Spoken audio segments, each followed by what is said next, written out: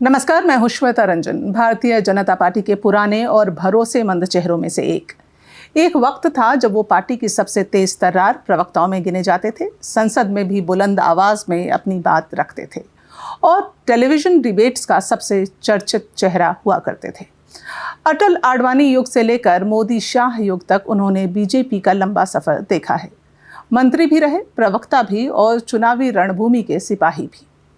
फिलहाल सैयद शाहनवाज हुसैन के अनुभव और परिपक्वता का पार्टी किस तरह इस्तेमाल कर रही है। बिहार के पूर्व उद्योग मंत्री, केंद्रीय नागरिक उड्डयन राज्य मंत्री और बीजेपी के वरिष्ठ नेता शाहनवाज हुसैन आज स्पॉटलाइट में हमारे साथ हैं। आपका स्वागत है शाहनवाज जी। एक अच्छा खासा अनुभव आपका, जो मैंने दर्शकों को बताया, कोयला मंत्रालय में रहे, एविएशन में रहे, पार्टी की आवाज़ को बुलंद करते दिखाई दिए। वो शाहनवाज हुसैन आज कहाँ गायब है? कहीं गायब नहीं है। गायब रहते तो आप अपने प्रोग्राम में बुलाती नहीं। आपसे ही मुलाकात आपसे मेरी तो पुराना 21 दोस्ताना साल है बाद मेरा, हुआ है। आपसे पुराना दोस्ताना है इसलिए बुलाया। जी 21 साल बाद आपसे मुलाकात हो रही है जी। और शायद 2004 के बाद हम लोग एक दूसरे से मिले नहीं। मुझे लगता है 2007 हम लोग आखिरी मिले थे शायद। तो बहुत साल हो गए। और अभी मैं पार्टी का प्रवक्ता हूँ, बिहार की कोर टीम का मेंबर हूँ।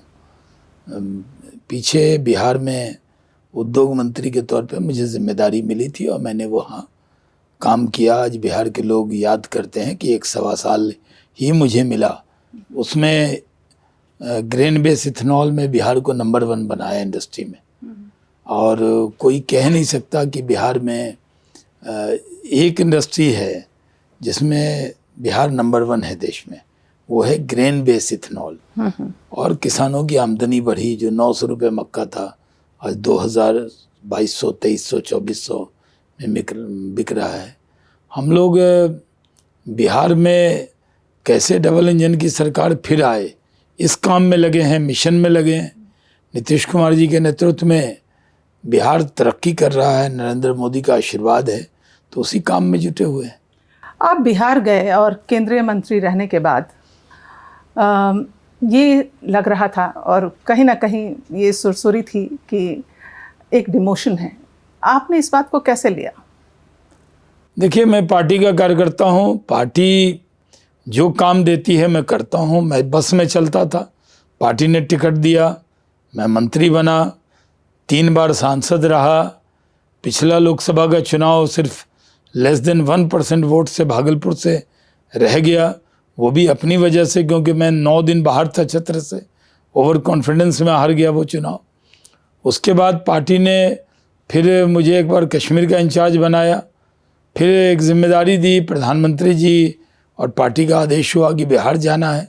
आप जानते हैं बिहार में उद्योग लगाना मुश्किल काम था। पार्टी ने मुझे मुश्किल काम दिया। मैं पार्टी की उम्मीद पे 100% खड़े उतरा और बिहार में जहाँ इंडस्ट्री के नाम, यानी वहाँ कार्यालय भी नहीं ठीक से था, पूरा सिस्टम नहीं ठीक था, लेकिन प्रधानमंत्री नरेंद्र मोदी जी का आदेश और नीतीश कुमार जी का नेतृत्व, तो उन्होंने, नीतीश कुमार जी ने पूरा छूट दिया। हमने इथेनॉल पॉलिसी बनाई, टेक्सटाइल पॉलिसी बनाई, लॉजिस्टिक की पॉलिसी बनाई, और बिहार में लोग कहते थे कि उद्योग नहीं लग सकता, मैंने लगा के दिखाया। हाँ, वहाँ तो अपहरण उद्योग फेमस हुआ करता था। लोग मुझे यही कहते थे कौन से उद्योग के मंत्री आप बने, लेकिन हमने वो करके दिखाया और मैं सेटिस्फाइड रहता हूँ। मेरी पार्टी ने भाई 32 साल की उम्र में सबसे कम उम्र का कैबिनेट मंत्री बनाया, वो रिकॉर्ड आज भी मेरे ही नाम है। मुझे पार्टी ने जहाँ सबसे मुश्किल जगह किशनगंज थी वहाँ से टिकट दिया था, मैं वहाँ जीत के आया। 75 साल में एक ही बार जीते। जहाँ भागलपुर में हिंदू मुस्लिम दंगा हुआ था कभी, वहां से बीजेपी ने मुझे एमपी बनाया। अरे शाहनवाज जी, मैं यही तो पूछ रही हूँ कि जब इतनी लंबी फहरिस्त है सफलताओं की, कि आप किशनगंज और भागलपुर की बात कर रहे हैं और उद्योग में आपने क्या कमाल नहीं किया, सब जान रहे हैं, तो फिर कहाँ हैं 2019 के बाद शाहनवाज जी? पार्टी के कार्यकर्ता हैं, काम कर रहे हैं। मन में कसक तो होगी। किस बात की कसक? जितना मुझे मिला उतना किसको मिलेगा? मेरे से कम उम्र में किसी को कुछ मिला है क्या? वो तो जमाना अलग था, अटल जी का युग था वो। नहीं, वही जमाने का जमाना तो वही चल रहा है। लोग नेतृत्व बदला है लेकिन विचारधारा वही है, पार्टी वही है। और नरेंद्र मोदी जी तब भी इम्पोर्टेंट थे जब वो ज़माना था, पार्टी के महामंत्री थे, आज देश के प्रधानमंत्री हैं। नहीं, क्योंकि वो हिंदू थे। कहीं ऐसा तो नहीं कि मुसलमान चेहरा होना आपको कहीं नुकसान नहीं, देगा? मेरी पार्टी ने कभी मुझे हिंदू मुसलमान के चश्मे से देखा ही नहीं है।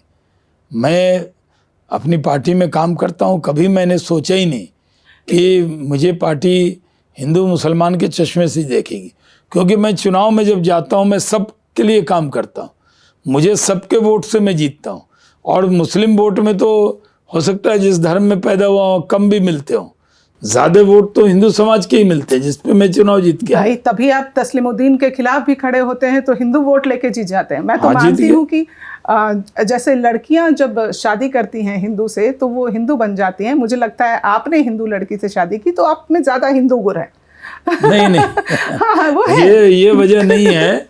ये सही है कि जो जिस कौम में पैदा हुआ उसका नेता बने हुए, लेकिन वो असली नेता है जिस कौम में पैदा नहीं हुआ वो कौम भी उसे अपना नेता माने। तो ये बड़ी बात है, बड़ा ट्रस्ट है। जब मैं भागलपुर गया था चुनाव लड़ने तो बहुत से लोगों ने कहा था कि ये यहाँ हिंदू मुस्लिम दंगा हुआ है, 85% हिंदू आबादी है, 15% मुस्लिम आबादी है, आप यहाँ चुनाव लड़ेंगे कैसे जीतेंगे। लेकिन वहाँ लोगों ने मुझ पर भरोसा किया और आज भी भागलपुर के लोग मुझसे दिलो जान से प्यार करते हैं। आज भी भले मैं 14 में वहाँ चुनाव नहीं जीत पाया, लेकिन आज पिछले 11 साल से एक पल के लिए भी मैं भागलपुर से दूर नहीं हूँ, न वहाँ के लोग हमसे दूर हैं। तो ये जरूरी नहीं है कि चाहिए वहाँ से चुनाव। कहाँ लड़वाना चाहिए, वो सीट एडजस्टमेंट में गई ना। नहीं वो तो सही है, वो जदयू के खाते में सीट है और जदयू के सांसद चाहती तो आपको मिल जाता ना। आप अगर एक प्रॉमिसिंग कैंडिडेट थे, हाँ आप जीत सकते थे, तो आपको चुनाव में मौके मिले नहीं। 24 और 25 है नहीं, अब तो 24, 19 और 24, 14 में मैं लड़ा था, 19 और 24 में जितनी सीटें थी वो उस बेल्ट की वो जदयू के खाते में गई और जदयू के सांसद हैं, हमने भी मेहनत की, वहाँ जदयू का सांसद जीता। तो कहीं और से लड़ लेते हैं शाहनवाज। अब कहीं और से कहाँ लड़ते, जहाँ से लड़ रहे। चुनावी जमीन तो मैं किशनगंज से लड़ा वो भी जदयू की सीट हो गई, मैं भागलपुर से लड़ा वो भी जदयू की सीट हो गई, तो मैं कहाँ जाता। कोई और चुनावी जमीन तलाश सकती थी और पार्टी, ये तो मोदी जरूरी है, अरे जरूरी है कि सब लोग चुनाव ही लड़ेंगे और उस पार्टी का काम कौन करेगा। उस दौरान तो ये भी था कि कैंडिडेट चाहे कोई भी हो, आपका तो रुतबा था, आपकी तो एक पकड़ थी, हाँ आपको देश पहचानता है।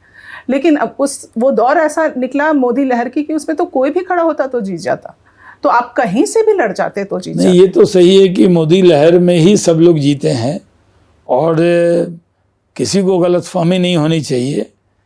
मोदी जी का वेव तो चलता था, चलता है, चलता रहेगा, इसमें दबदबा था, दबदबा है, मोदी जी का दबदबा रहेगा, इसमें कोई शक नहीं है। क्योंकि उनके नेतृत्व में देश तरक्की कर रहा है, देश आगे बढ़ रहा है और भरोसा बहुत है। बिहार के लोगों को तो मोदी जी पर बहुत यकीन है, इसलिए पिछले जब 14 में तो कुछ सीटें 8-9 सीटें हम लोगों की खराब हो गई थी, लेकिन 19 में 40 में 39 सीट मोदी जी को मिली और इस बार भी 40 में 30 सीट मोदी जी को मिली। तो बिहार के लोग मोदी जी से प्यार बहुत करते हैं। वो डेफिनेटली वो दिखता भी है, तभी मोदी जी बार बार चुनकर आ रहे हैं। लेकिन एक कर्मठ कार्यकर्ता भाजपा का और आपके साथ एक मुस्लिम चेहरा और दोनों के दोनों गायब। हम लोग गायब नहीं हैं, श्वेता रंजन गायब लोगों को थोड़ी बुलाती हैं। श्वेता रंजन अगर कोई पॉडकास्ट कर रही हैं तो हम लोग तो पार्टी में काम ही कर रहे हैं। मैं हूं या मुख्तार अब्बास नकवी साहब, आपने नाम ले लिया। हाँ, आपने जब कहा तो मैंने नाम ले लिया जी।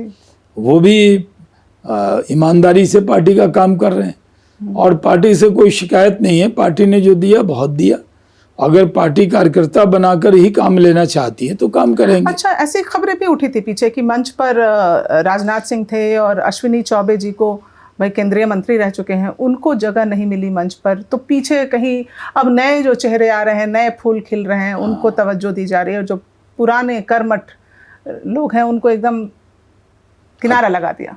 इस सवाल का मैं जवाब दे दूं, मैं भी वहां मौजूद था। मैं भी भारत सरकार का पूर्व कैबिनेट मंत्री हूं। राजीव प्रताप रूडी भारत सरकार के पूर्व इंडिपेंडेंट चार्ज के मंत्री हैं, अटल जी के में और मोदी जी में भी। और रविशंकर प्रसाद जी भी बैठे थे नीचे, पूर्व कैबिनेट मंत्री हैं। तो मंच पर कोई चौबे जी का अपमान नहीं हुआ। वहाँ पर वर्तमान के कैबिनेट मंत्री, राज्य मंत्री और पूर्व अध्यक्ष और संगठन मंत्री बैठे थे। वहाँ पर उन्हीं के लिए जगह थी। वो चौबे जी गलती से वो मंच पे गए थे, उनकी जगह तो हम लोगों के बगल में थी।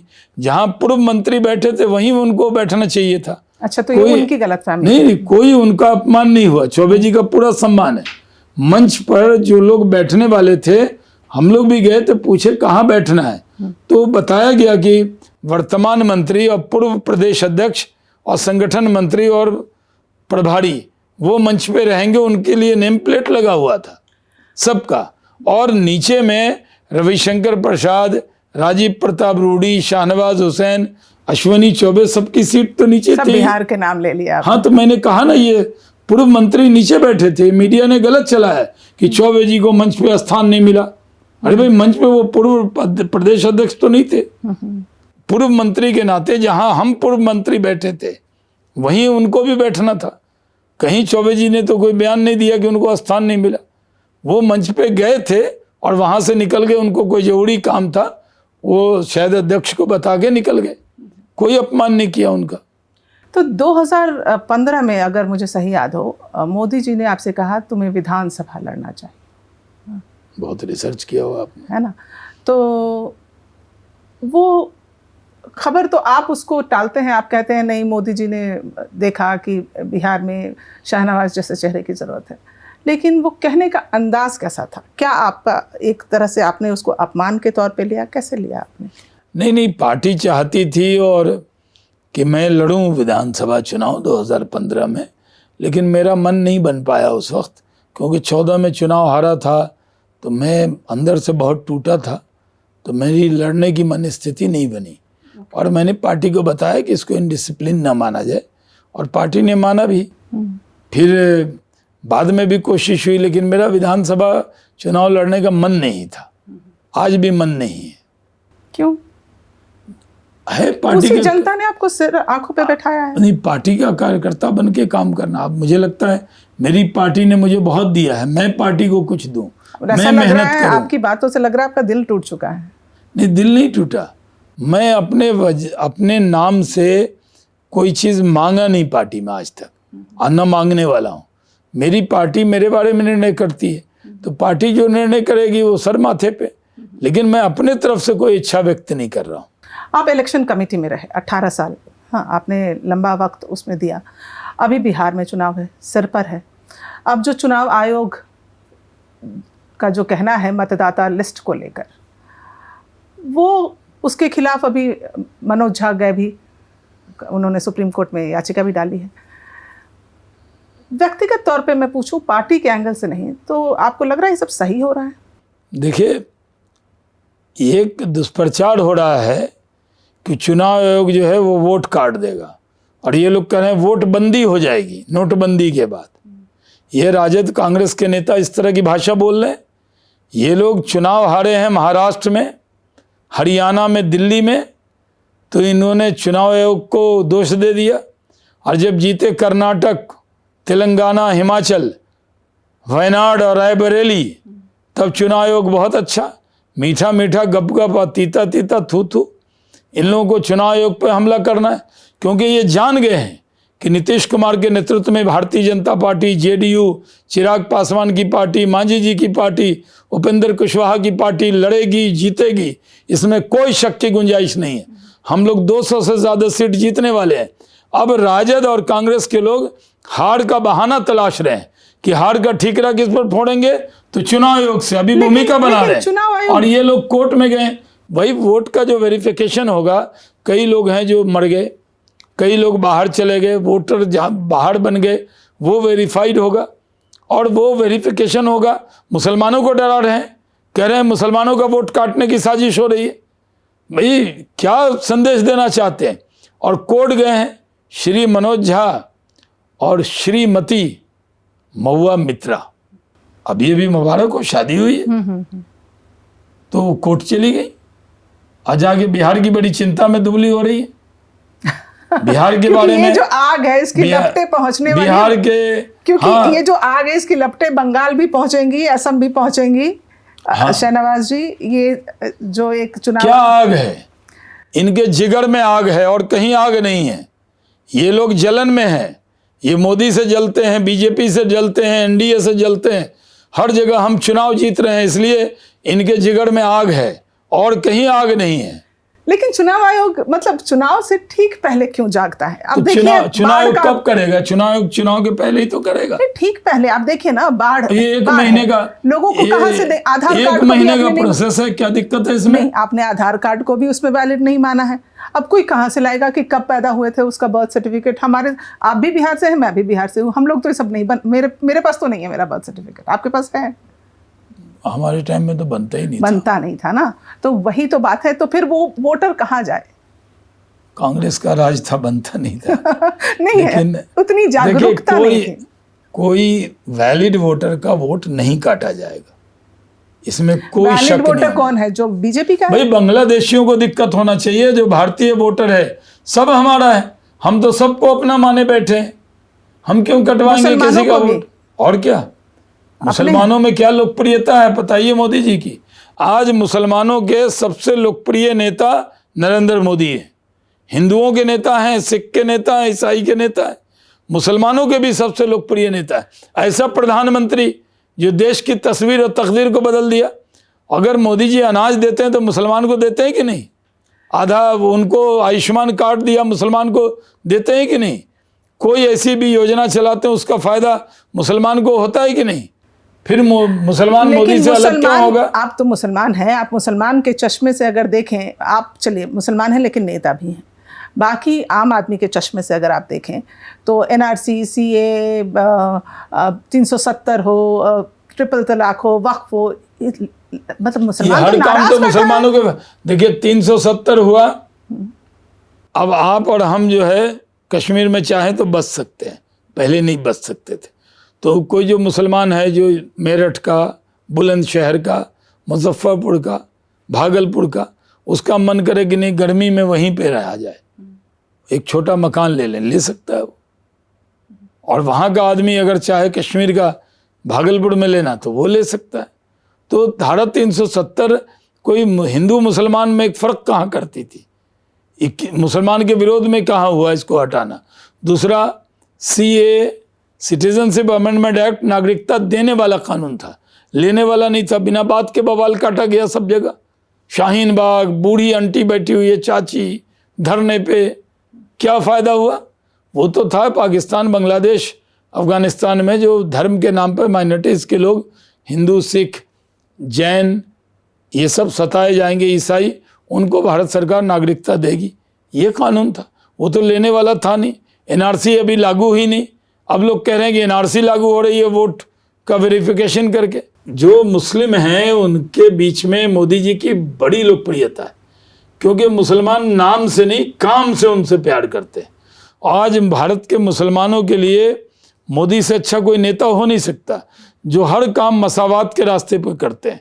मोदी जी की जितनी योजना है वो मुसलमानों के लिए भी है। अनाज हो, आयुष्मान का कार्ड हो, अकाउंट में पैसा हो, कोई भेदभाव नहीं करते, और वो हिंदू मुसलमान के चश्मे से नहीं देखते।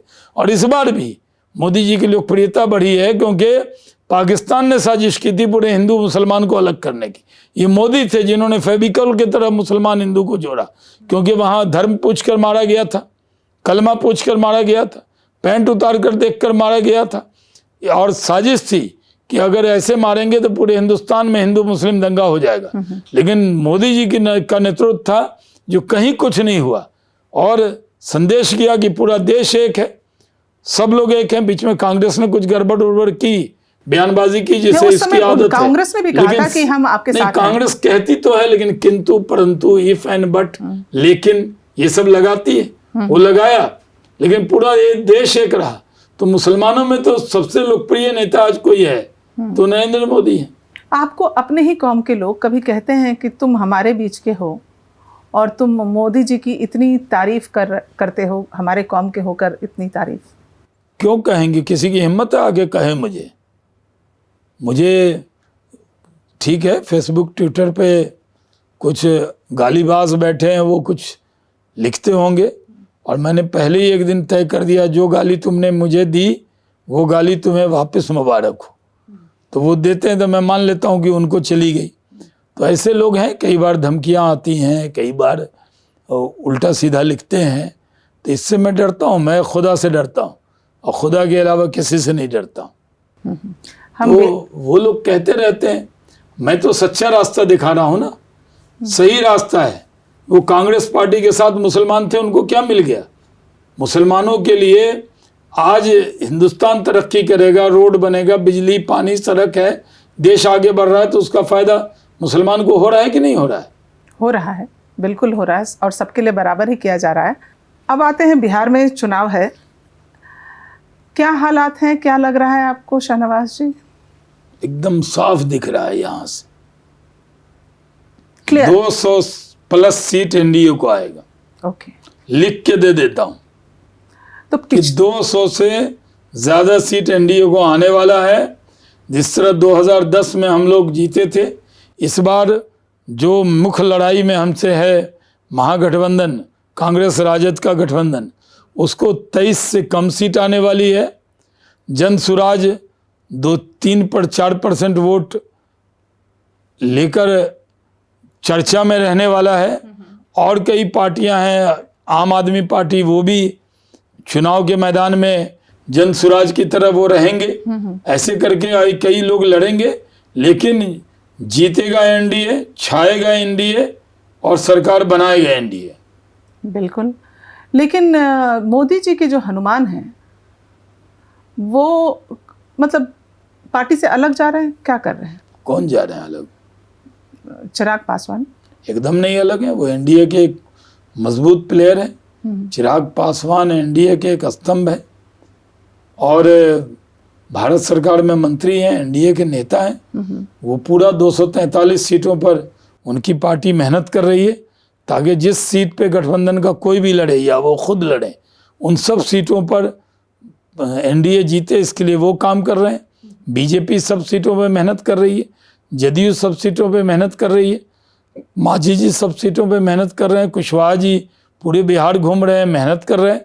सब लोग मिलकर हम लोग लड़ेंगे, जीतेंगे और सरकार बनाएंगे। तो ऐसा नहीं होना चाहिए कि चाहे बंटवारा बाद में हो, लेकिन एक कॉन्सेंट्रेटेड वोट हो जाता है कि चिराग पासवान जब ये कहते हैं तमाम सीटों पर अपने कैंडिडेट्स उतारेंगे, तो कहीं आपको नुकसान का भय नहीं होता? नहीं, वो सीटों पर लोजपा रामविलास का कैंडिडेट उतारेंगे, ये कहाँ का? एनडीए का कैंडिडेट उतारेंगे, एनडीए के साथ रहकर। हाँ, और क्या, वो एकदम एनडीए के साथ ही रहेंगे। मोदी जी का बहुत रिस्पेक्ट करते हैं, मोदी जी उनसे बहुत प्यार करते हैं। और चिराग पासवान लोकसभा में भी 5 सीट लड़े, लेकिन 40 सीट पर उन्होंने मेहनत किया। बात करें अगर हम लोग, खूब हल्ला मचा, जंगल राज, ये वो सब, हाँ, अभी सुशासन बाबू के काल में तो जो दिख रहा है वो तो बड़ा ही भयभीत करने वाला है। क्या दिख रहा है?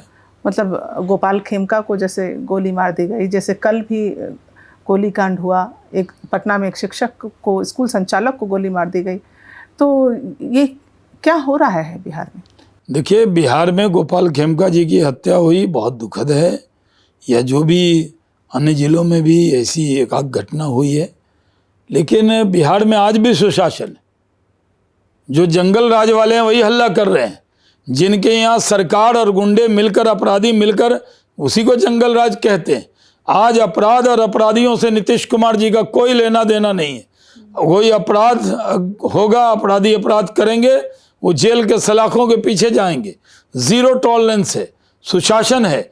आज आप पटना जाती हैं, कोई डर लगता है? रात के 1 बजे गंगा पथ पे घूमिए, अटल पथ पर जाकर गोलगप्पे खाइए। सच बोलूं तो डर तो अभी भी लगता अभी कहाँ लगता है? चलिए आप पटना, खिलवाते हैं आपको गोलगप्पा रात में। आपके साथ तो फिर मुझे कोई दिक्कत नहीं होगी। नहीं, आप अकेले भी जाइए, आप घूमिए, मैं आपके बाद पहुंच जाऊंगा, कोई दिक्कत नहीं है। हमारे परिवार के लोग जाते हैं और लोग जाते हैं, कहीं दुश्वारी नहीं। और ठीक है, दिल्ली में भी हत्या होती है, मुंबई में भी होती है, अन्य राज्य में भी होती है। अब एक घटना को लेकर नीतीश कुमार जी को के तपस्या पर पूरा सवाल उठा देना, जिन्होंने 20 साल बिहार को उस गड्ढे से निकालकर, जंगल राज से निकालकर सुशासन का राज किया, आज सवाल उठाना ये बहुत दुर्भाग्यपूर्ण है। लेकिन जो खबर आ रही है वो यही है कि लैंड माफिया इसमें शामिल है। देखिए, लैंड के बिहार में ना जमीन के झगड़े बढ़ गए हैं, क्योंकि लैंड की कीमत बढ़ गई है। और जो जमीन का विवाद होता है उस पर बिहारी थोड़े, चाहे गांव में हो या शहर में हो, तो उसमें बिहार के लोग बड़े टची रहते हैं। तो ज़मीन की कीमत बढ़ी है, तो उसको लेकर कुछ ज़मीन के विवाद के वजह से भी कई जगह हत्या हुई, तो उसको ठीक करना है, एक भी हत्या न हो, ये ध्येय सरकार का है। तो चेहरा कौन रहेगा? ये तो कह तो दिया गया है नीतीश जी, लेकिन हाँ, नीतीश कुमार जी के नेतृत्व में लड़ेंगे, बहुमत आएगा, फिर अमित शाह जी ने कहा है फिर निर्णय करेंगे। नीतीश जी हैं अब, मतलब शारीरिक रूप से, मानसिक रूप से? क्या बात कर रहे हैं, हमसे आपसे ज्यादा मेहनत कर रहे हैं। वो सुबह 7 बजे उठ जाते हैं, 8 किलोमीटर वॉक करते हैं, उसके बाद तैयार होते हैं, सारे अखबार पढ़ते हैं, फिर वो ऑफिस में आ जाते हैं, और ऑफिस में 9 बजे आते हैं, फिर भोजन करके थोड़ी देर आराम किया, फिर रात में 7-8 बजे तक काम करते हैं। इतना मेहनती मुख्यमंत्री बिहार को मिला है। आखिर भाजपा छुपा क्यों रही है नीतीश क्या कुमार? छुपा रहे हैं? की- कोई जो छुपा नहीं भुलक्कड़ रहे। नीतीश कुमार के नाम पर आज हमें वोट मिलने वाला है बड़ी तादाद में, इसलिए तो क्यों छिपाएंगे हम? नहीं, क्योंकि उनको कहीं ना कहीं एक भूलने की बीमारी अब तो भूलने की तो आजकल, श्वेता जी, कितना नंबर याद है आपको? सब याद है। मुझे तो अपनी पत्नी के नंबर के अलावा किसी का नंबर ही याद नहीं। अब क्या कहिएगा, मेरी कोई देखिए, उम्र हो गई है, अभी भी मैं जवान हूँ। नहीं, आप तो 20 साल पहले जैसे दिखते थे वैसे ही दिख रहे हैं। ये तो बिल्कुल। कॉम्प्लीमेंट है आपका, थैंक यू। लेकिन मैं कह रहा हूँ कि पहले बहुत से नंबर याद रहते थे, बहुत सी चीज़ें याद रहती थी। मोबाइल का युग हुआ, थोड़ा बहुत हो सकता है कि एक बार नाम लेने में स्लिप हो जाए, कोई बात हो जाए, लेकिन वो काम कर रहे हैं। नहीं, लेकिन जैसे वो एक चीफ मिनिस्टर होते हुए, जैसे एक लड़की मंच पर है, उसको ऐसे कंधे से पकड़ लेना, या पिता तो लें, वो ठीक से नहीं खड़ी थी, बेटी की तरह उनको कहा बेटा ऐसे खड़ी हो जाओ, ऐसे अवार्ड लो, ये कहना, ये जो विपक्षी है कह दिया लड़की को छू लिया। अरे भाई, 74 साल के आदमी हैं, अफसर के सिर पे गमला रख देना ऐसे। नहीं, वो दे रहे थे, थोड़ा मजाक था वो। अफसर के सिर पे गमला रखा कि थोड़ा दिमाग ठंडा रहे। कैसे आप छुपाते हैं शाहनवाज जी? नहीं, गमला दिया हाथ में, होती इतना नहीं करिए। नहीं, हाथ में देने की जगह ऐसे मजाक में दिया, वो बहुत मानते हैं। कौन देता है?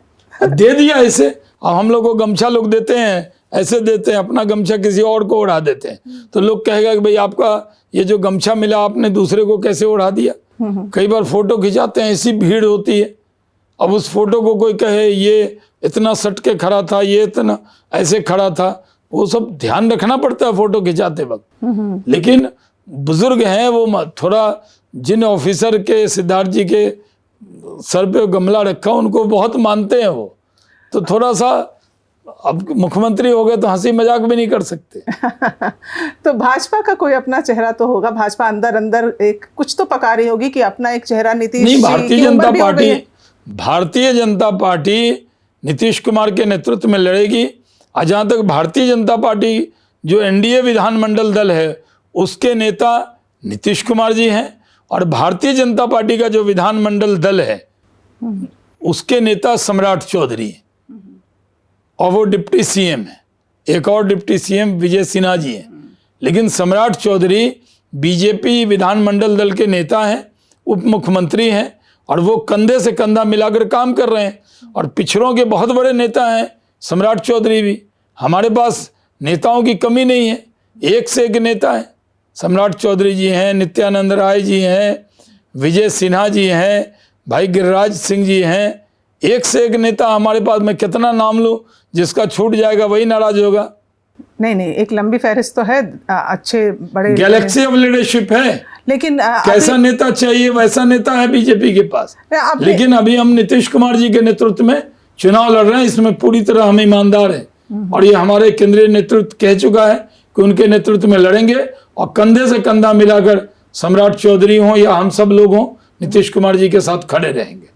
जब आप ये कहते हैं, अभी आपने नाम लिया गिरिराज सिंह का, तो मुझे ध्यान आया, हम मुसलमानों की बात कर रहे थे कि नहीं, आप मुसलमानों के भी नेता हैं मोदी जी, लेकिन गिरिराज सिंह तो कहते हैं कि इनको पाकिस्तान भेज दो। गिरिराज सिंह किसी एक मुसलमान को पाकिस्तान नहीं भेज सकते। जो भारतीय मुसलमान है उसको भेजने की कभी बात नहीं करते वो। हाँ, जो बांग्लादेशी घुसपैठिया है उसके लिए गिरिराज बाबू बड़े सख्त हैं। वो उनका अपना विचार है, पार्टी का रहता है। क्या विचार? ये जो मुस्लिम एक कभी एंटी मुस्लिम, गिरिराज और शाहनवाज बड़े पक्के दोस्त हैं। हम लोग युवा मोर्चा के दोस्त हैं। गिरिराज सिंह अगर मुस्लिम विरोधी होते तो उनका सबसे नजदीकी मित्र शाहनवाज कैसे होता, ये बताइए आप। सही बात। गिरिराज सिंह को ये कह देना ठीक है, थोड़े हमारे भाईजान बजरंगी हैं, थोड़ा बहुत कई बार बोलते हैं तो लोगों को लगता है, लेकिन जो मुल्क से मोहब्बत करने वाला मुसलमान है उसके खिलाफ गिरिराज सिंह नहीं है। आप एविएशन की कमान भी आपने संभाली है मिनिस्ट्री की, तो अभी जो हादसा हुआ उसे आप किस दृष्टिकोण से देखते हैं शाहनवाज जी? कौन जिम्मेदार? देखिए, अब मिनिस्टर होने का मतलब ही नहीं है कि आप इतने टेक्निकल हो जाएं कि सारी बात जो ब्लैक बॉक्स में क्या है, जो जांच हो रही है, सब आप बता दें। लेकिन ये सही है कि वो जो विमान है वो बेहतरीन विमान है, उसका रिकॉर्ड बहुत अच्छा रहा है और वहाँ गर्मी भी बहुत थी, लोड कितना था, ये सब जांच का विषय है। होम सेक्रेटरी के नेतृत्व में एक कमेटी बन गई है, वो जांच कर रही है। ब्लैक बॉक्स की भी जांच हो रही है। जो एविएशन की जितनी कंपनियां हैं वो सब जांच में जुटी हैं। घटना दुखद हुई, लेकिन जब जांच होगी तो पता लगेगा। ये एक कहावत है कि जब if the pilot is alive blame him, if the pilot is dead nail him. हाँ, तो उसको सारा ब्लेम डाल दिया जाता है कि उसने सही तरीके से नहीं चलाया। नहीं, जबकि वो एक ट्रेंड पायलट था। उसका इतना एक्सपीरियंस पायलट था, वो क्या खराबी आई जहाज में, वो खुद उसकी जान गई है। वो कोई जानबूझ के थोड़ी जहाज को गिरा देगा। ये पायलट को ब्लेम करना ये बहुत दुर्भाग्यपूर्ण। आप जैसे पटना में अभी एयरपोर्ट, बहुत ही खूबसूरत एयरपोर्ट बना, हाँ, लेकिन बिहार के बाकी जगहों से connectivity is a major problem. आपने उद्योग तो देखा, लेकिन आपकी पार्टी बाकी के कनेक्टिविटी के लिए कुछ कर रही है? मैं, आपको याद नहीं है, जब मैं एविएशन मिनिस्टर था तो गया का एयरपोर्ट मैंने बनाया था और बहुत जगह कोशिश की थी। तो अभी टर्मिनल अच्छा बना है, रनवे तो उतना ही है और भीटा में बन रहा है, सुल्तानगंज में बन रहा है। उसके बाद अभी राजीव प्रताप रूडी जी कोशिश कर रहे हैं कि जो गंगा पहाड़ उधर पटना के ठीक बगल में बड़ा बने, इंटरनेशनल एयरपोर्ट बने। Patna to London, Patna to New York flight चले, पटना टू बैंकॉक चले, पटना टू सिंगापुर चले, सब जगह से फ्लाइट जाती है, तो बिहारी क्यों नहीं चलेंगे? बिहार में ज़रूरत है इंटरनेशनल फ़्लाइट की। अभी पूर्णिया बन जाएगा, अभी दरभंगा बन गया, पटना चल रहा है, टर्मिनल अच्छा हो गया, भीटा में बन रहा है, वो सुल्तानगंज में, भागलपुर में, वहाँ भी ग्रीनफील्ड एयरपोर्ट बनने की बात है। और कई जगह है बिहार में, कई जगह से, चंपारण से, सुपौल से, बीरपुर में और कई जगह बनाने की बातचीत है, तो कोशिश कर रहे हैं। अभी जो सुपौल के लोग तो आपको आज भी मिस करते हैं। नहीं, सुपौल में भी बनेगा। हम तो सुपौल में के लोगों का फ़र्ज़ है हम लोगों पर। और हमारे जो वित्त मंत्री हैं, डिप्टी सीएम हैं, सम्राट चौधरी जी ने बजट में इसकी घोषणा की है। और सम्राट जी जब घोषणा करते हैं तो उस पर लोगों को यकीन होता है, क्योंकि वो एनडीए का बजट है, ये कोई आरजेडी वाला घोषणा नहीं है। तो सम्राट चौधरी ने जो वादा किया है उस पर 100% खड़े उतरेंगे। उमा भारती आपको एक छोटा भाई ही मानती थी। मानती थी क्या है ही? मानती हैं। हाँ, और क्या। और उन्होंने आपका बहुत मार्गदर्शन भी किया। सही है। आपको आगे बढ़ाया। फिर उमा भारती की जो स्थिति हो गई, इतनी अनुभवी नेता, आप कहाँ देखते हैं उमा भारती को? दीदी संत हैं, साध्वी हैं। उमा दीदी राजनीति एक माध्यम हो सकता है उनके लिए, वो आकर राजनीति में भी उन्होंने सेवा किया, भारत सरकार की मंत्री रहीं, मध्य प्रदेश की चीफ मिनिस्टर रहीं, पहली साध्वी थी जो मध्य प्रदेश की चीफ मिनिस्टर बनी, भारत सरकार की कैबिनेट मंत्री बनी। उन्होंने गंगा पे बहुत काम किया और नमामि गंगे में उन्होंने बहुत योगदान दिया, और अभी भी वो दीदी अपना काम कर रही हैं। वो अब ये समझिए, आप लोग के चश्मे में तो यही होता है कि कोई मंत्री है या मुख्यमंत्री है तो वही बहुत काम कर रहा है, और कोई मंत्री मुख्यमंत्री नहीं है तो लेकिन एक जरिया तो चाहिए ना काम करने के लिए। भाई राजनीति में ये जो चलता है कि कोई मंत्री है तो बड़ा नेता है, मुख्यमंत्री है तो बड़ा नेता है। मोदी जी ने तो इसी को बदला है।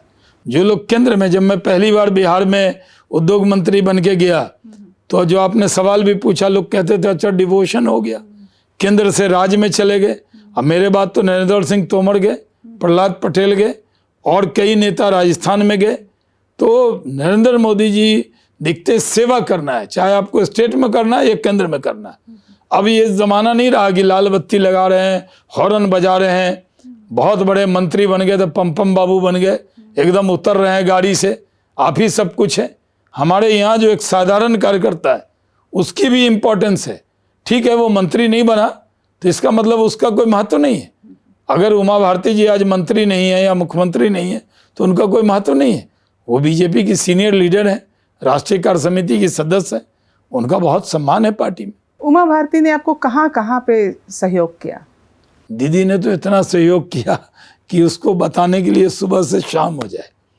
वो उमा भारती जब युवा मोर्चा के अंदर हम लोग काम कर रहे थे, मैं जगत प्रकाश नड्डा जी की टीम में था। फिर वो हिमाचल चुनाव लड़ने गए, वहाँ मंत्री बन गए, तो फिर उमा भारती जी उनकी जगह अध्यक्ष बनी। पहली मुलाकात हुई थी, लेकिन पहली मुलाकात में ही दीदी ने दिल जीत लिया, और मैंने भी उनका दिल जीतने की कोशिश की। उन्होंने अपने छोटे भाई की तरह मुझे ट्रीट किया, तराशा, आगे बढ़ाया, लोकसभा का मुझे उम्मीदवार बनाया जाए इसके लिए सहयोग किया। कैसे मैं उनको भूल सकता हूँ। जब मैं चुनाव में लड़ रहा था तो वो किशनगंज में लोग कहते थे हिंदू मुस्लिम वाली सीट है, तो कई पार्टी का प्रदेश नेतृत्व मना कर रहा था कि आप फायर ब्रांड हिंदू नेता हैं, प्रचार करने नहीं जाइए, लेकिन उनसे रहा नहीं गया। स्पेशल 2 सभा करने के लिए वो किशनगंज आई, मैं चुनाव जीता।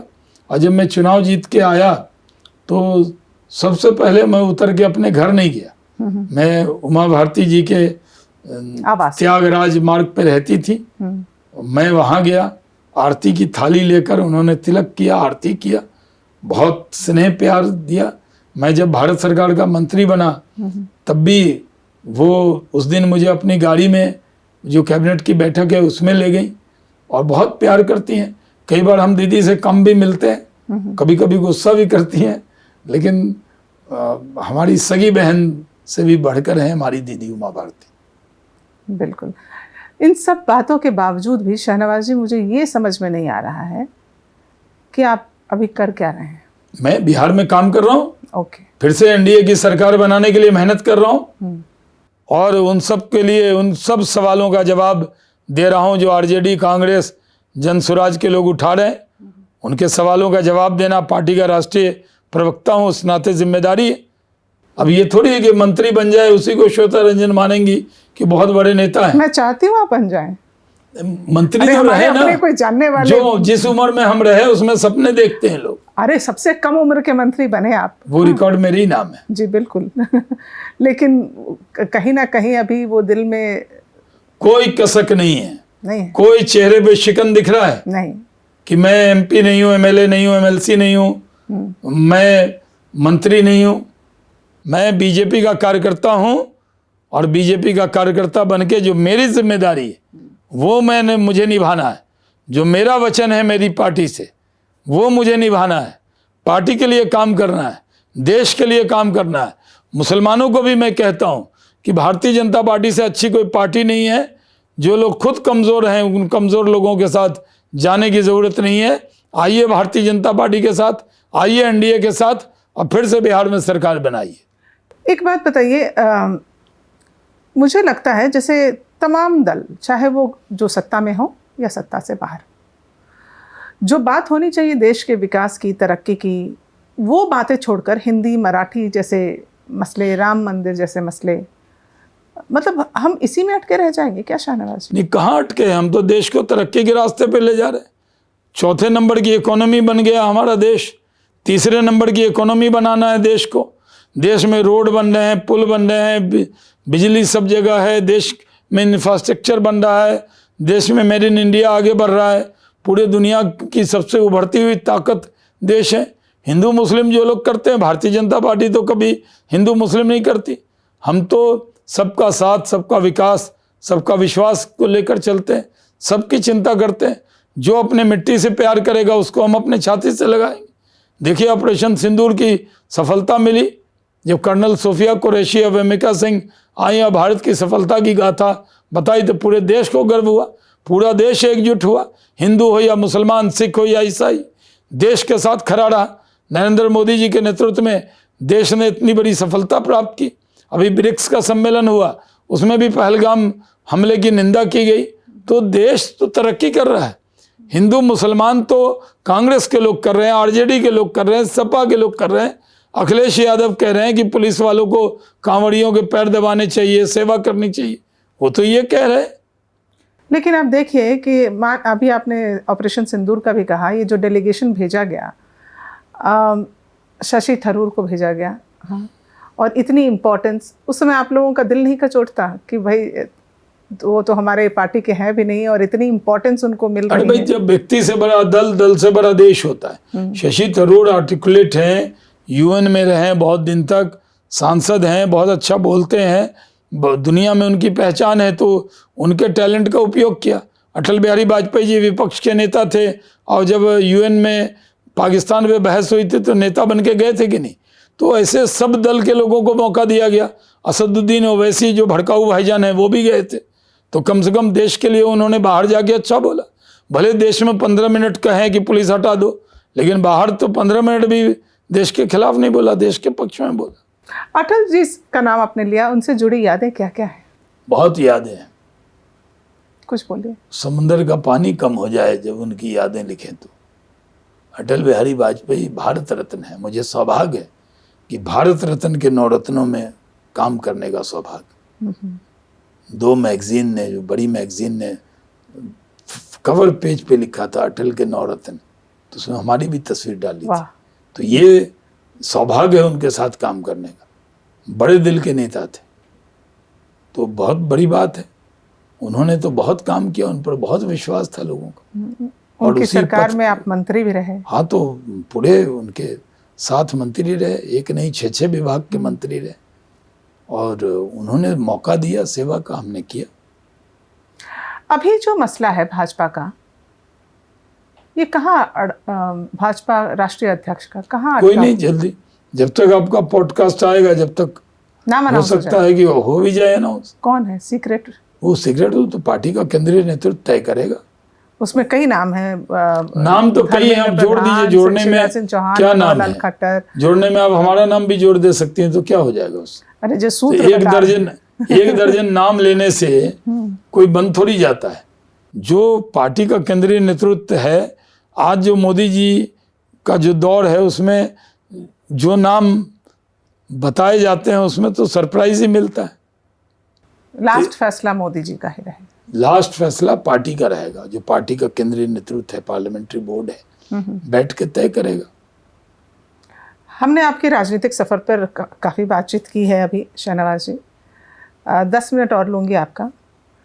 थोड़ा शाहनवाज हुसैन, मतलब इतने नरम, बात करने में इतना अच्छा लगा, इतने समय के बाद भी मिल रही हूँ तो वही जोश है, वही वार्मथ है।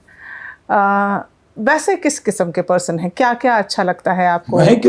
मैं अब कोई वो नेता हूँ कांग्रेस आरजेडी जनसुराज का जो अपनी तारीफ करे, मैं ऐसा हूँ, मैं वैसा हूँ। मैं कैसा हूँ ये दुनिया कहे। हाँ। मैं तो नहीं कह सकता कि मैं कैसा हूँ।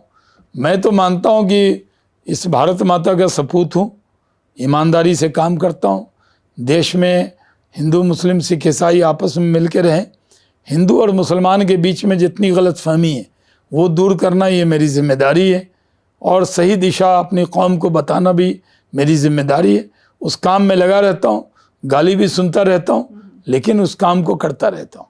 लेकिन मोहब्बत के प्रति तो आप बहुत जुनूनी थे। आपने शादी की हिंदू लड़की से, लव मैरिज किया। हाँ, मैं चाहूँगी थोड़ा वो वाकया भी आप शेयर करें। बड़ी पुरानी बात हो गई, अब तो शादी के भी 30 साल हो जाएंगे। जब 30वीं वर्षगांठ मनाएंगे तो आपको बुलाएंगे। और अब बच्चे भी बड़े हो गए, अब बच्चों की प्यार की उम्र है, बच्चों की शादी की उम्र है। अब मैं आप मेरे से मेरी लव स्टोरी पूछती क्यों नहीं, दर्शक तो जानना चाहते हैं। मुझे लगता, रेनू मेरी अर्धांगिनी है, मैंने प्यार किया, आज मेरी अर्धांगिनी है। 30 साल से हम साथ हैं, और उनकी भूमिका, उनका योगदान तो बहुत रहा आपको इस मुकाम तक पहुंचाने में, शहनवाज हुसैन बनाने में। क्योंकि हम जानते हैं अटल बिहारी वाजपेयी, हम जानते हैं उमा भारती, आपकी पत्नी ने कहाँ कहाँ संघर्ष किए? नहीं, मेरी पत्नी तो संघर्ष क्या किया,